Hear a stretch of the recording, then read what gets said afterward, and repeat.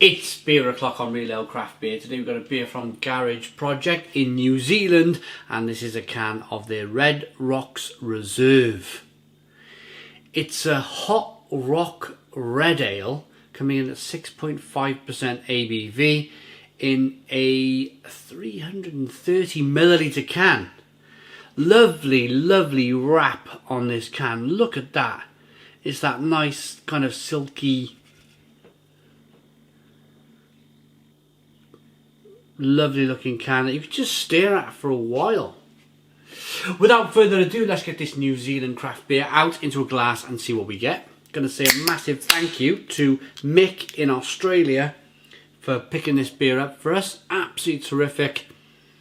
Sending it all the way to the UK.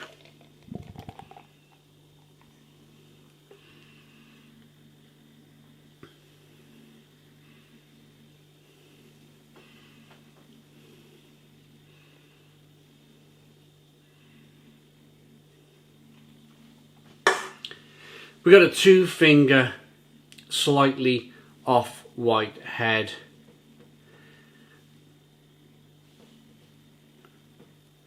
And this is a ruby red coloured ale. Slight haze in there. Great levels of carbonation. This brewery, Garage Project, are producing some of the best beers in the whole of Asia. Now I know Australia's in Asia. Is New Zealand in Asia as well? Kind of the Asian region.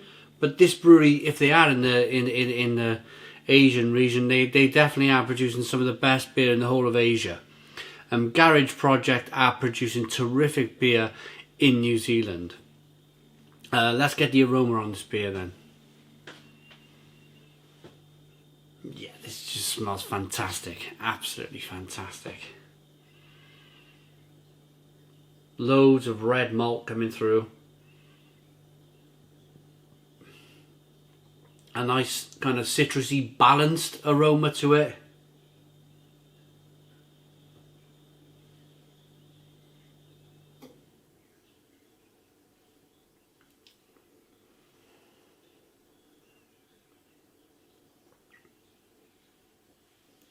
Slightly spicy aromas coming through.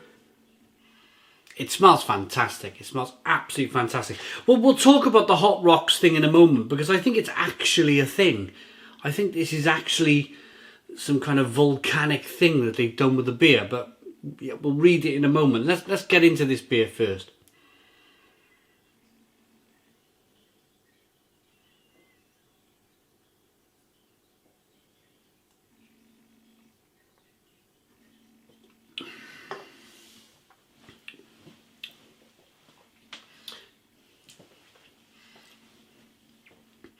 Yeah, there's lots going on. There's lots going on. There's a great bitterness in the beer. It's really malty and bready and biscuity. But there's something in there that just made me go, wow, this is something new. Not tried anything like this before. It's almost like a burnt caramel flavour. Like you've really... What did I burn on the blooming... Remember I bought that induction hob thing and I tried warming like hot chocolate. I tried warming something on there and it all nearly caught fire. Some of you might have watched the video. It's got that slightly burnt on the elements, kind of burnt on flavour.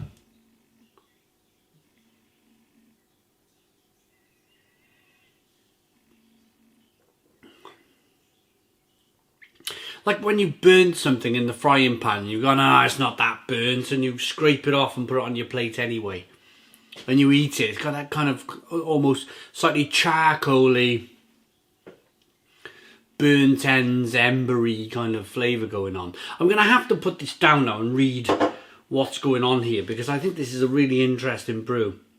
Hopfenstein beer. Red Rocks Reserve is flash boiled over superheated volcanic rocks and then hopped to distraction with whole cone Nelson Sauvin hops. The end result is a beer with rich juicy jam and toffee sweetness from all the caramelized sugars, layered with distinctive lush hop aroma.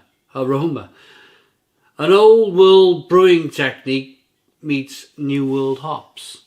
Yeah, so let's read that again. They flash boiled over superheated volcanic rocks. That's just bonkers.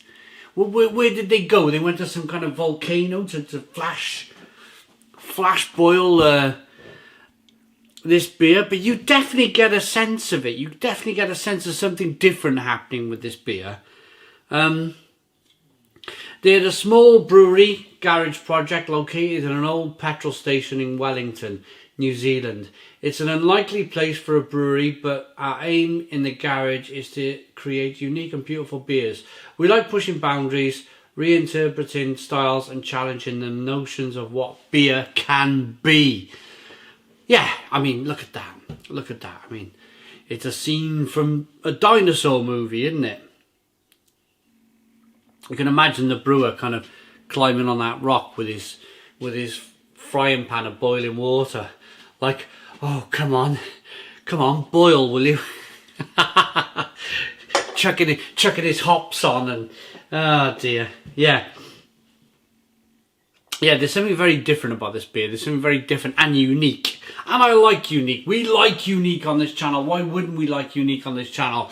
There are so many beers these days that taste the same. And it's kind of like, it's nice to try something very, very different. Pushing the boundaries.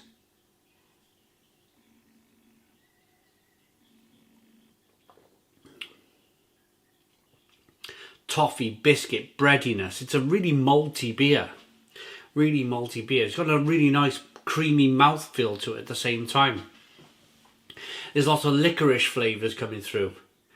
Lots of toffee. It's taken a few flavours. It's taken a few tastes really to really get into this and really kind of dig deep enough into the beer to realise the amount that's what's going on with the beer. There's so much going on.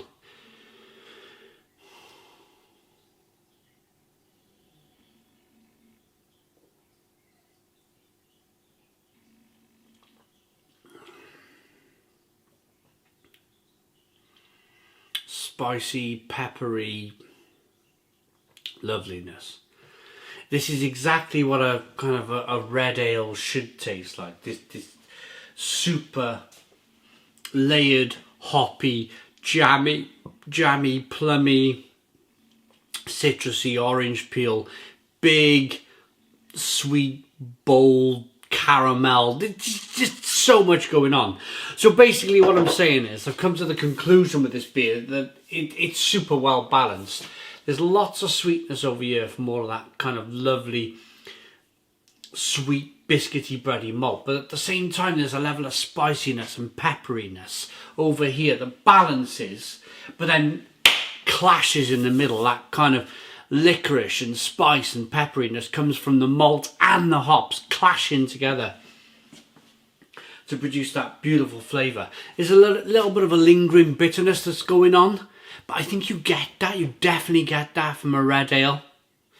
I like it. I really like it, and I really like the idea of it. I like the fact that they've done something different again.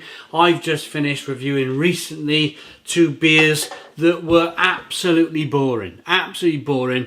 And I get to the stage sometimes in my beer reviews where beer can be that boring that I'm like, oh,